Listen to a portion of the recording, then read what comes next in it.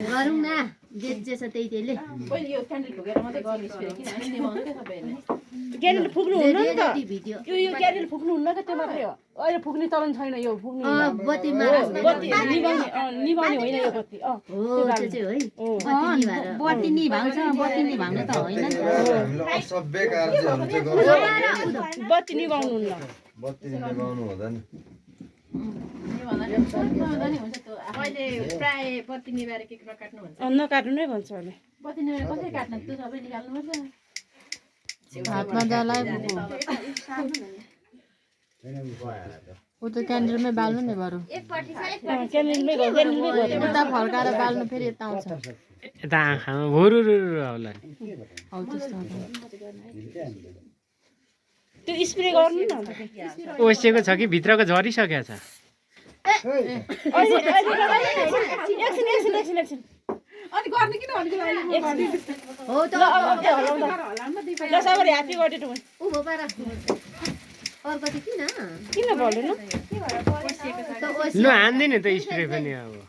एकछिन त यो पनि भएछ न ल ल happy birthday to you happy birthday यता होइन उता अनुहारमा हान्नु न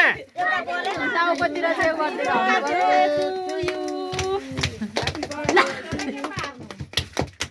मेरो आँखामा बाँधेर राम्रो होइन धेरै भयो यसरी भुरुरु बनाउनु न भिडियो बनाउँदा चाहिँ के एकछिनमा तर्सिन्जेल हुनु भएको सकियो त्यो खोइ यता ल्याउनु त एकचोटि हान्देऊ न यसरी चाहिँ हान्नु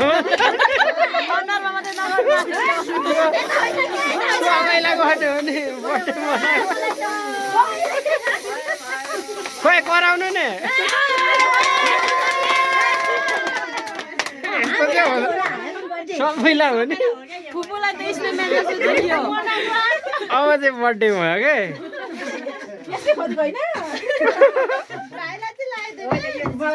ए ऊ भाइलाई पनि लगाइदिनु नाति ऊ तल रहेछ साथी चाहिँ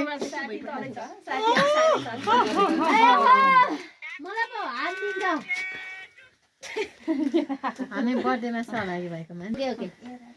सबैलाई हान्ने हो नि हुन्छ हस् हामीलाई पनि हान्देऊ हामीलाई पनि लागिहाल्यो नि सबैलाई भइगयो अब केक काटेको चाहिँ कहाँ त बुवामाहरू अनि कहाँ